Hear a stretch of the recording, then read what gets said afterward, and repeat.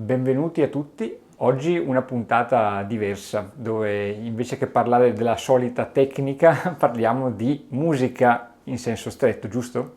Sì, diciamo nel nostro programma c'era di cominciare oggi una puntata propedeutica all'analisi della scuola americana. Dico propedeutica perché per comprendere appieno la scuola americana a livello di topologie circuitali e di apparecchiature realizzate per l'amplificazione, bisogna fare una premessa molto importante, e che è quella relativamente all'uso del bilanciato sbilanciato. E sui vari canali YouTube ci sono una quantità quasi infinita di video che in qualche modo trattano l'argomento bilanciato sbilanciato, ma la trattano dal punto di vista più che altro funzionale, alle volte ripetendo l'ovvio, ovvero a cosa serve il bilanciato, perché è stato fatto. C'è pochissima, se non quasi nulla, consapevolezza di quali sono le ripercussioni a livello implementativo e quindi a livello di ascolto reale di utilizzare una soluzione piuttosto che l'altra, o come queste due soluzioni si possono combinare fra di loro.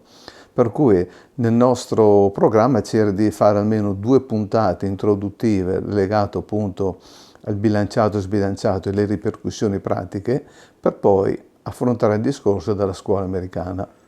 Ma ci siamo resi conto di un fatto quasi ovvio, ovvero che essendo sotto Natale, poi la prossima puntata sarebbe stata circa fra un mese, e abbiamo ritenuto questo non particolarmente utile. Una pausa così lunga fra argomenti tecnici abbastanza correlati era meglio evitarla. Per cui in qualche modo abbiamo cercato di sfruttare questa occasione per toccare un argomento che ci è stato più volte stimolato anche nei commenti che gentilmente fate ai nostri video, ovvero di quali programmi musicali eventualmente si possono ascoltare, quali sono quelli che utilizziamo noi per la messa a punto delle apparecchiature, e se ci sono dei consigli e dei suggerimenti in questi ambiti. Quindi in questa puntata, oltre naturalmente a farvi gli auguri per le prossime festività, abbiamo pensato di introdurre per certi versi l'argomento del software musicale. A proposito del software musicale, se ne può parlare da tante angolazioni diverse. In linea con quello che è stato il percorso che abbiamo fatto in questi quasi 2 anni ormai di video, penso che sia chiaro il nostro punto di vista, ovvero il nostro riferimento è la musica acustica non amplificata, sarebbe dato dire non elettrificata, ovvero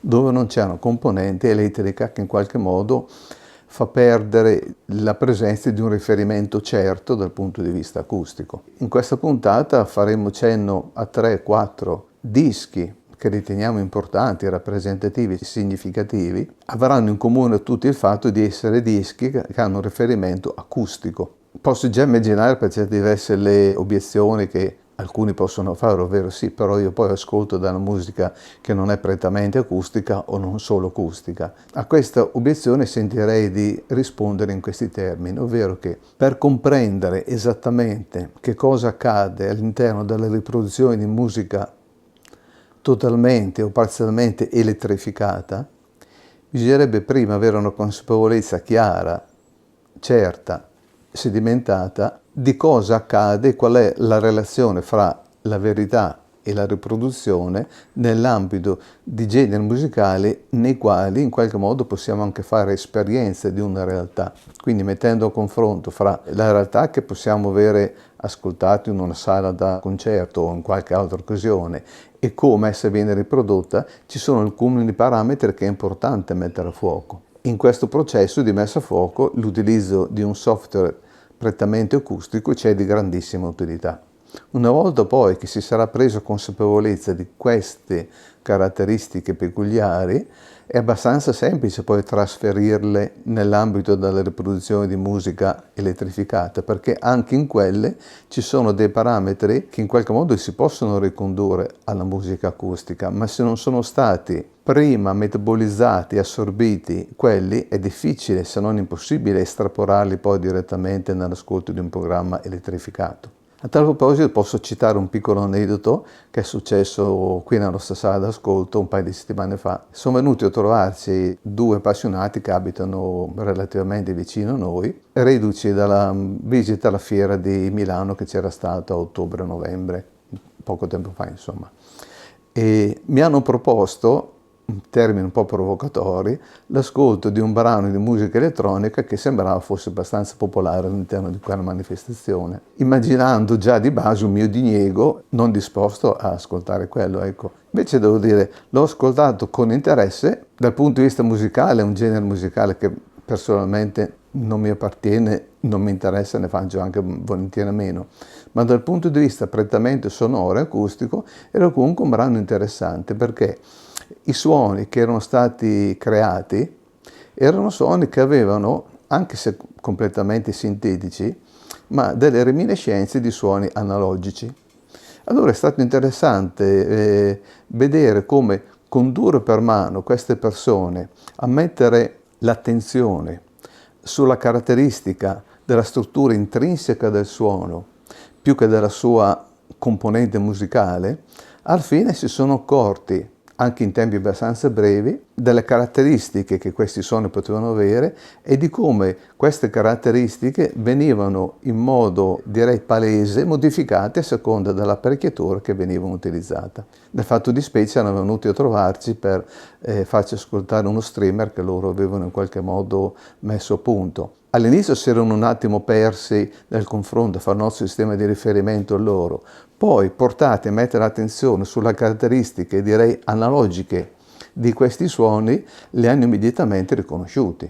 Quindi questo per ribadire che se si riesce a fare esperienza di un certo genere di ascolto, poi si può trasferire tranquillamente anche in altri settori. Allora, probabilmente sarà già emerso nel corso dei video precedenti un genere musicale che mi trova particolarmente predisposto all'ascolto, è il genere musicale della musica lirica. Genere che presenta al lato pratico delle grandissime difficoltà, sarei tenuto di dire quasi insuperabili, perché dobbiamo tenere presente che abbiamo di fronte un'orchestra che poi sarà anche un numero abbastanza consistente, solisti, coro, se poi la presa dal vivo, tutti questi elementi, a parte l'orchestra, si muovono con degli spazi che sono molto estesi, sia in larghezza sia in profondità, per cui riuscire a riprodurre all'interno di un ambiente d'ascolto anche proprio una geometria, uno spazio, un'ampiezza che sia realistica e credibile è un'operazione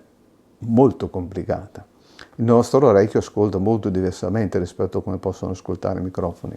Questo per dire che delle centinaia, se non migliaia di dischi che ho di musica lirica, e purtroppo ce ne sono assai pochi che in qualche modo possono rappresentare non una soluzione ottimale a questa esigenza, ma direi accettabile e interessante. Uno di questi, sarei tentato di dire forse fino adesso di quelli che ho ascoltato, il migliore di tutti, è questo. Stiamo parlando della Tosca, registrata con la direzione di Karajan.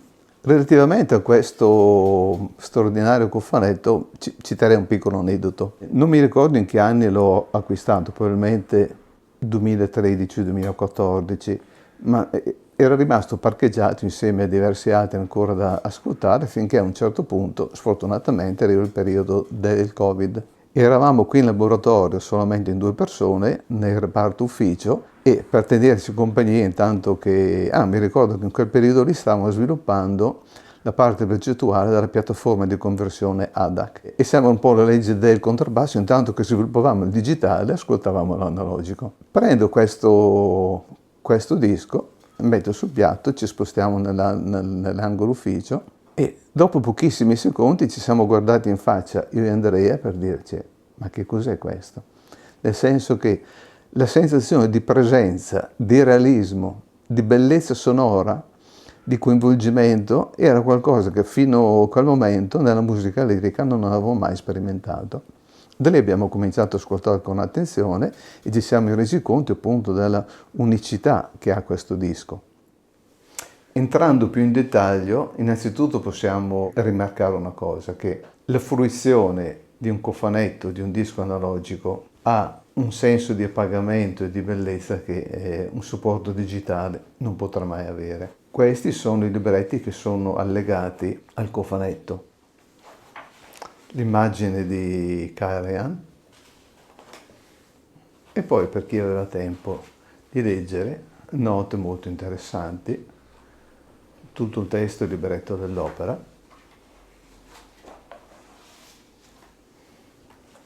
Qui possiamo vedere Castel Sant'Angelo, dove è ambientata l'opera, e dagli spalti del quale poi sul finale Tosca si getta per non farsi catturare dalle guardie. Questo è il cast che interpretava l'opera. Trovare un cast di questa bellezza, di questa levatura, e soprattutto colto nel momento del massimo splendore delle loro voci, è stato qualcosa di indimenticabile. Potrebbe apparire strano il fatto che Karajan abbia registrato per la Decca. In realtà sì, come tutti sappiamo, Karajan è indissolubilmente legato all'etichetta discografica della Deutsche Grammophon, ma fortunatamente ci sono state alcune produzioni che ha fatto per la Decca, produzioni che sono state raccolte tempo fa in questo cofanetto, dove praticamente abbiamo tutto ciò che Karajan ha fatto con l'etichetta della Decca. La differenza fondamentale, e a cui per certi versi dobbiamo essere grati, è che la tecnica di registrazione della Decca era in quegli anni, per quello che riguarda l'approccio audiofilo, decisamente più appagante e migliore rispetto a quella della Deutsche Grammophon. Erano due filosofie sonore, sarei tentato di dire quasi diametralmente opposte. Magari in futuro potremmo ritornare su questo argomento, ma il fatto che un'opera di questo genere qui sia stata fatta per la Decca è un grande colpo di fortuna, un grande vantaggio. Relativamente alla tecnica di registrazione, quello che possiamo sicuramente anticipare, ma che esperienza comune a tutti gli audiofili che hanno in qualche modo approfondito il tema, è che il suono della Deutsche Grammophon tende ad essere un suono per certi versi più appagante se ascoltato con dei sistemi di bassa qualità.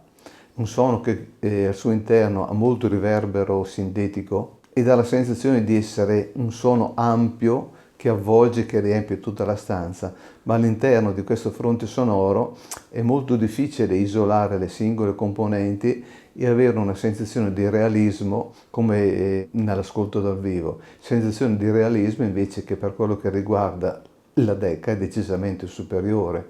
Sarei tentato di dire che appunto quello è l'obiettivo che loro nelle registrazioni hanno sempre voluto raggiungere e hanno perseguito, quello di avvicinarsi il più possibile alla natura intima del suono che si potesse percepire in una sala da concerto. La Deutsche Grammophon probabilmente aveva invece lo scopo di gratificare chi riproduceva l'opera, ripeto, con degli impianti magari non perfettamente all'altezza. Poi c'è da dire che Deutsche Grammophon ha storicamente avuto sotto contratto probabilmente i migliori artisti. Anche Decca aveva sicuramente degli artisti di grande levatura, ma se vogliamo fare un'analisi comparata, probabilmente Deutsche Grammophon è sempre stata quella che ha cercato di catturare il più possibile i grandi interpreti. Allora, a proposito di realismo sonoro, una volta che mettiamo sul piatto del giradischi il disco che è contenuto dentro, cosa possiamo aspettarci? Vedete, fra l'altro, questa è la versione FFSS, la migliore della Decca. Quello che caratterizza l'emissione sonora di un disco come questo è una sensazione di realismo e di vicinanza con quello che sta accadendo veramente notevole. La sensazione di avere davanti a noi l'orchestra, i cantanti, il coro. Sarei di dire che immaginare qualcosa che sia ancora migliore è molto difficile, tenendo conto anche della complessità della registrazione che comporta un genere musicale come questo. Fra l'altro, qui abbiamo un'immagine di quello che è stato l'allestimento che poi è seguito alla registrazione di questa versione. Questo allestimento è andato in scena in diverse rappresentazioni nel 1962 e anche le scenografie erano veramente di altissimo livello. Immaginare ora, in un contesto storico come questo, cosa poteva essere assistere in quegli anni a degli spettacoli di questo genere, per certi versi viene rimpianto di non averci potuto partecipare di persona. A questo proposito, guardando questa immagine di Stefano, mi viene in mente un aneddoto che ci ha raccontato un nostro cliente che è stato per parecchi decenni il responsabile delle luci della Scala. Quindi lui ha vissuto tutti i decenni d'oro della musica lirica e ci accennava un giorno che era venuto a trovarci di come in una rappresentazione dei pagliacci fosse dietro la tenda del palcoscenico in un angolo con in mano il faro che illuminava dal basso di Stefano, che cantava l'aria Ridi Pagliaccio. Quindi c'è un po' descritto lui con in mano il faro che lo illuminava, di Stefano che cantava a 1 metro neanche di distanza da lui. Cantava con una tale potenza, con una tale bellezza di emissione che a un certo punto questo povero tecnico delle luci non ha potuto esimersi dal mettersi a piangere. E quando è finita l'aria, lui non poteva muoversi perché doveva tenere fermo il faro. Finita l'aria era completamente avvolto dalle lacrime per l'emozione di avere davanti un cantante di questa levatura. Gli anni in cui è stata registrata quest'opera rappresentano per certi versi il meglio di ciò che ha espresso Di Stefano a livello di tecnica vocale. Oltre a cofanetto CD standard, di cui non abbiamo la versione originale, è stata fatta qualche anno fa una versione rimasterizzata di alta qualità con anche la presenza del Blu-ray puro audio. Quindi teoricamente è qualcosa che sulla carta dovrebbe esprimere il massimo della tecnologia digitale. Abbiamo dentro i 2 CD, primo atto, secondo e terzo, anche dal punto di vista grafico dei contenuti molto interessanti. Nell'ultima parte abbiamo il Blu-ray. Ecco, quello che purtroppo è disarmante è ascoltare a confronto l'LP con la rimasterizzazione.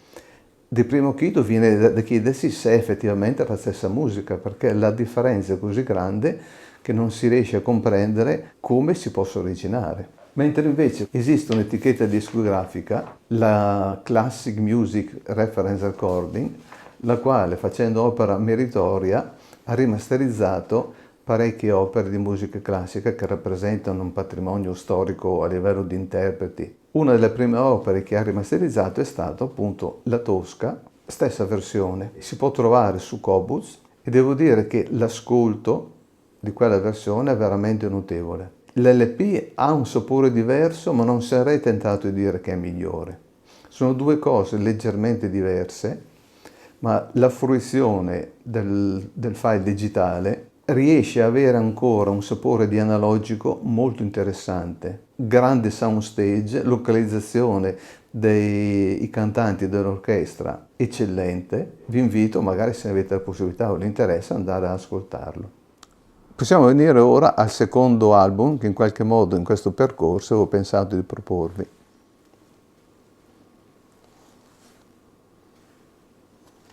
Sto parlando di un disco della Mirrorless, un disco a incisione diretta, un direct to disc. Relativamente a questo disco sovvengo in questo momento che purtroppo è un disco di cui pochissimi potranno fare esperienza diretta, nel senso che non esiste, almeno che io sappia, non ho ritrovato da nessuna parte, un formato digitale. Il programma è apparentemente semplice, non dico banale, ma semplice, nel senso che abbiamo un pianoforte e una voce lirica da basso. Canta 4 o 5 arie, di cui 2 molto famose, una Se vuol ballare signor Contino di Mozart e l'altra straordinaria, anche a livello di interpretazione, Ella Giammai Mamò dal Don Carlos di Verdi.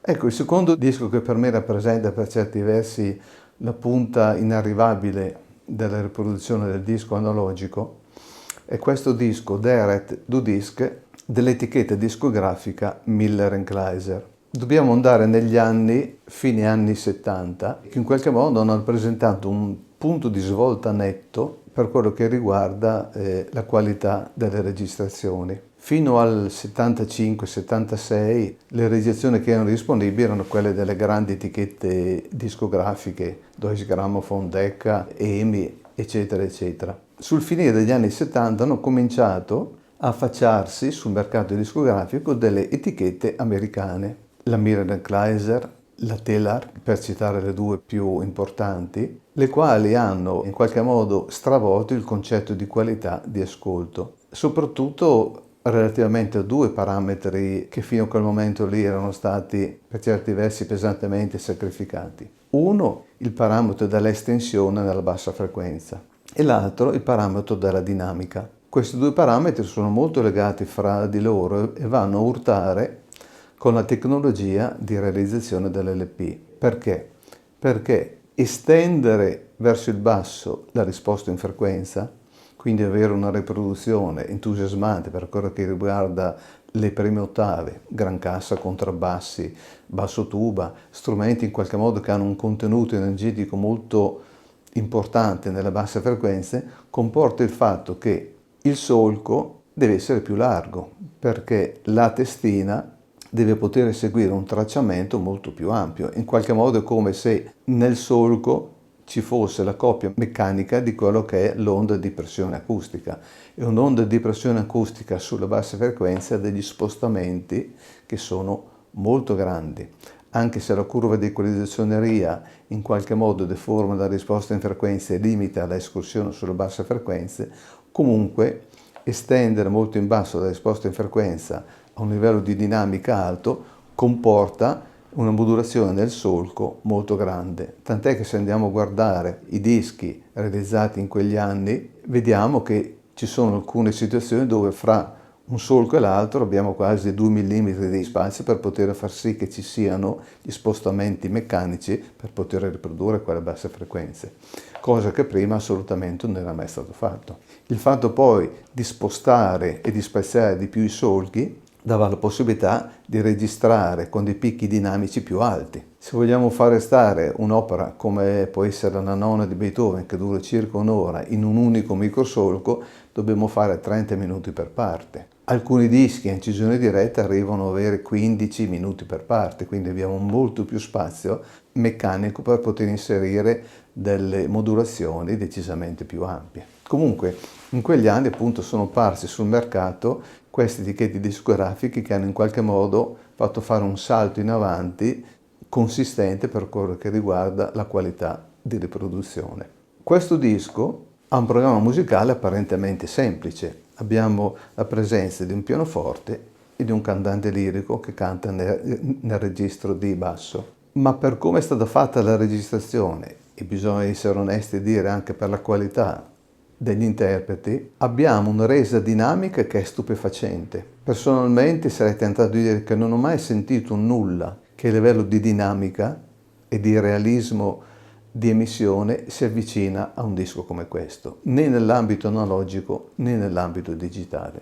Anche a livello di articolazione dell'ambiente sonoro e della scena sonora, nonostante sia qualcosa di semplice, ma la sensazione netta di essere portati nell'ambiente dove è stato registrato, col pianoforte leggermente sulla sinistra, il cantante più in alto, leggermente a destra, è veramente notevole. Rimane per certi versi il rimpianto, il peccato, che non abbiano pensato, o se l'hanno pensato non hanno reso disponibile, che quando è stata fatta la registrazione non abbiano affiancato comunque anche un registratore a nastro come backup, da cui poter estrarre in un futuro anche una copia in digitale. Percorso invece che hanno fatto parecchie altre etichette discografiche che hanno registrato con la tecnica del direct to disc.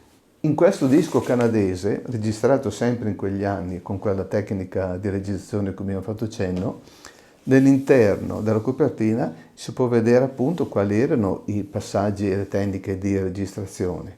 Dal banco di missaggio si andava direttamente al tornio di incisione, non c'era farposto null'altro, per cui a livello teorico rappresentava il meglio che era possibile fare. Qui si vede il tecnico che sta osservando, appunto come accennavamo prima, il grado di modulazione e l'ampiezza che viene fuori nel solco. Fra l'altro, per poter registrare in questo modo serve la possibilità di poter modulare la distanza fra i solchi a seconda del contenuto dinamico. Se stiamo facendo un passaggio del contenuto dinamico più basso, possiamo ravvicinare i solchi.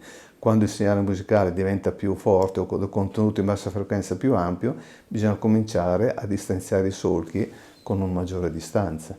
Un'altra etichetta che sempre in quegli anni ha fatto dei dischi e incisione diretta di notevole interesse è la Crystal Clear. Hanno realizzato 2 volumi di musiche per organo e per fiati. Di questi 2 dischi a incisione diretta esiste anche una versione in CD della Teldec nella quale sono presenti quasi tutte le tracce che erano state registrate su questi dischi. Quindi è interessante poter eventualmente fare un confronto fra la versione ricavata dal master analogico, trasferita poi in digitale, e l'ascolto analogico diretto del disco, incisione diretta senza il passaggio dal registratore. Guardando questa copertina, ancora una volta viene da riflettere su come il disco analogico abbia un fascino, un coinvolgimento emotivo che al supporto digitale è sicuramente precluso. Detto questo, però, è strano il fatto che oggi, nonostante ci sia ancora la possibilità tecnica per poter fare dei dischi a registrazione diretta, non ci sia più, almeno per quello che mi è dato di sapere, nessuna etichetta discografica, neanche di nicchia, che si cimenti più in una soluzione di questo genere, che sarebbe comunque molto interessante e avrebbe sicuramente più senso logico che neanche acquistare dei dischi per audiofili nei quali c'è stato dichiarato o non dichiarato comunque un passaggio in digitale. Considerando anche il periodo natalizio nel quale le persone magari possono avere più tempo per ritagliarsi degli spazi di intimità e di tranquillità, mi sentirei di proporre un disco fra tanti rappresentativo di un ben preciso genere musicale. Genere musicale che in qualche modo è assolutamente bandito in qualunque manifestazione audio. Anche noi qui nella nostra sala d'ascolto lo proponiamo alle persone che vengono solo in ben precise situazioni, quando in qualche modo intuiamo che dall'altra parte c'è una persona che ha un certo grado di sensibilità per cui ci si può spingere anche in certe altre direzioni, ma è interessante osservare come le occasioni nelle quali si crea questa possibilità danno sempre lo stesso risultato, ovvero le persone rimangono veramente colpite da ciò che accade nella riproduzione di un disco come questo. Sto parlando di un genere musicale dove alla fine abbiamo la presenza solo, molte volte, di una voce cantante che canta scoperta, quindi non c'è nessun accompagnamento musicale. O se c'è un accompagnamento musicale, nella stragrande maggioranza dei casi è solo una chitarra che fa pochissime note, giusto per supportare e accompagnare il canto. Genere musicale che possiamo definire con un'etichetta generica folk. In particolare faccio riferimento a dischi che trattano il repertorio della musica anarchica, delle canzoni della Resistenza e tutto quel periodo storico che in qualche modo si può collocare dagli inizi del Novecento fino alle prime decadi del Novecento, insomma.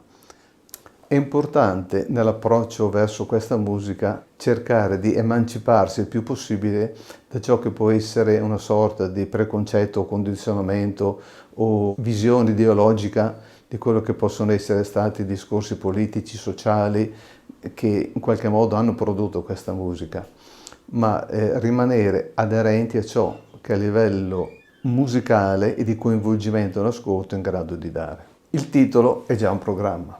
Antologia della canzone anarchica in Italia. A dirlo con bella è un titolo di una canzone molto famosa che penso tutti conoscono, anche chi magari non ama completamente il genere. Sarei anche tentato di dire una cosa, che l'ascolto di un disco come questo potrebbe fare cambiare a molte persone la visione, magari in qualche modo preconcetta, di ciò che poteva essere l'espressione della canzone anarchica, perché i testi e le musiche che vengono eseguite in un album come questo sono molto lontane in tanti casi rispetto a quello che potrebbe essere un'idea che ha una persona che non conosce bene l'ambito e il contesto. Il disco è stato fatto dalle chiese discografiche I Dischi del Sole e negli anni 60 e 70 ha rappresentato un punto di riferimento per la riscoperta di tutto questo repertorio. Prendiamo per esempio questo disco, L'Italia nelle canzoni,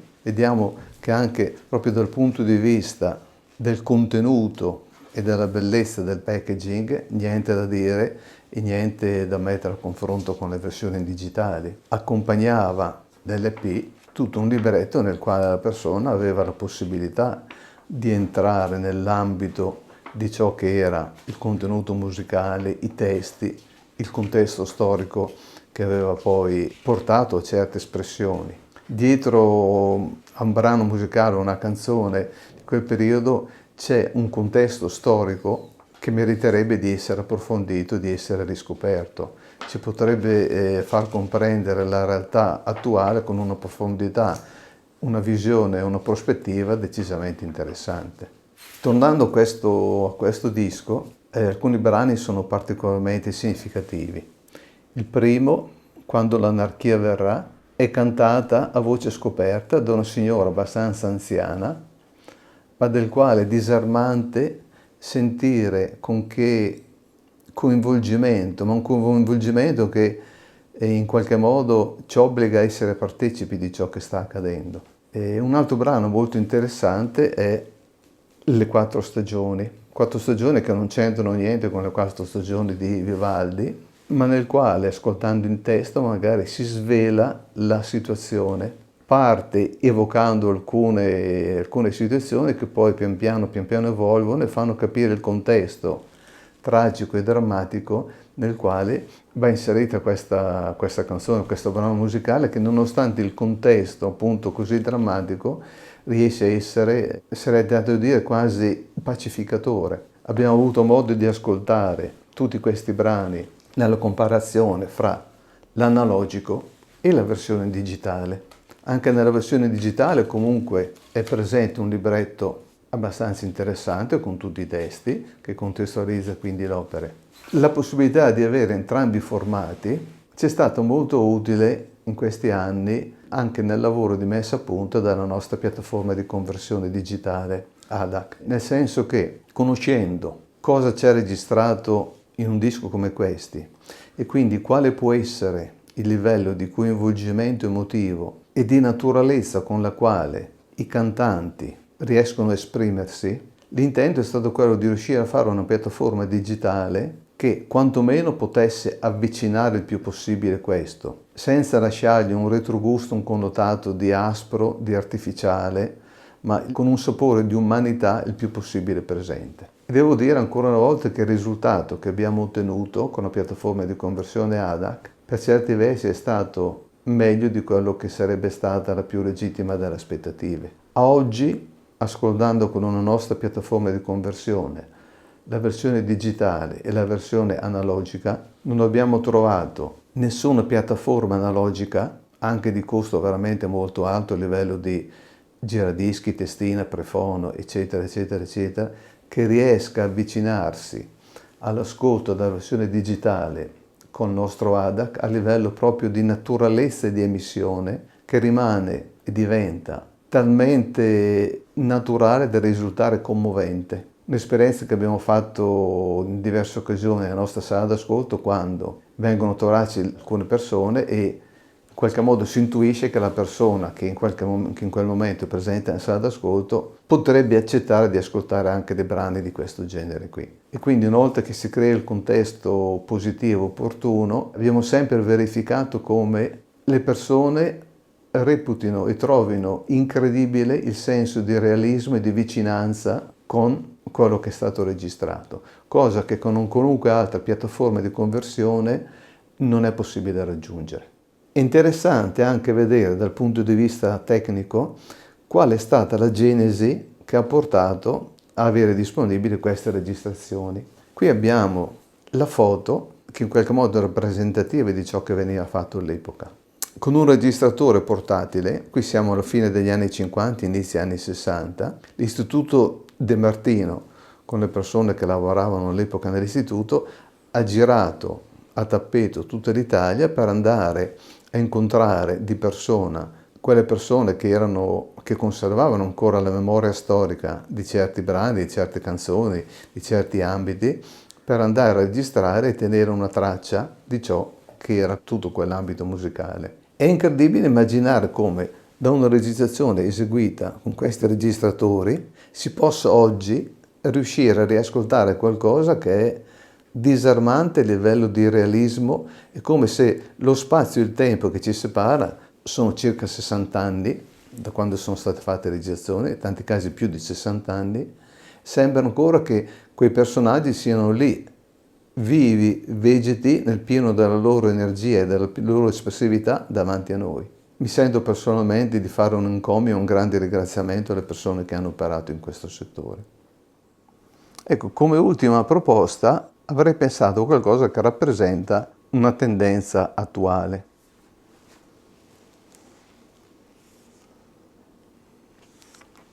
Stiamo parlando quindi delle rimasterizzazioni fatte dagli LP di Lucio Battisti. Nel 2017 sono usciti questi cofanetti di Lucio Battisti, completamente rimasterizzati a 192 kHz e 24 bit, del quale si è fatto un battage pubblicitario veramente notevole.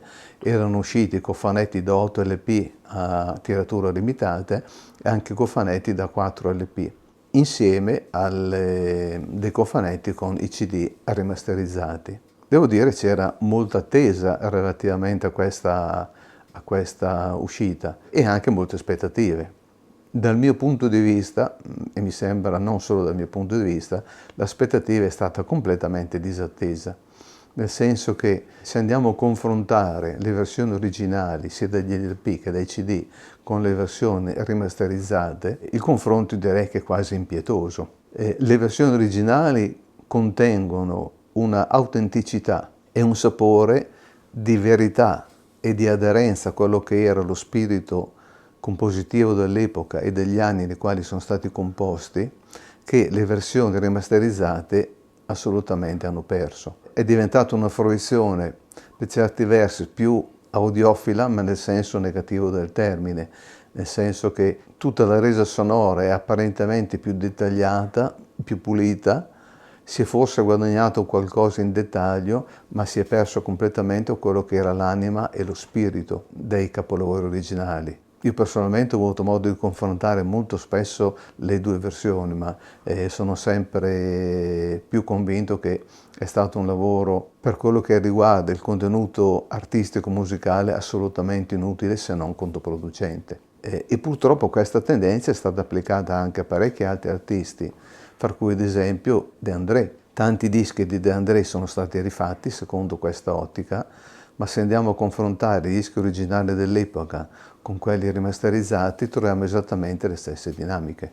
Approfitto per aprire una piccola parentesi, che una delle limitazioni e dei problemi, se vogliamo usare questo termine, che abbiamo nelle piattaforme di streaming è che non sempre è possibile scegliere quale album ascoltare, ovvero se di Lucio Battisti vogliamo ascoltare l'album del mio canto libero, non ci sono disponibili tutte le versioni, molto spesso vengono rese disponibili solo le versioni che vengono ritenute quelle migliori.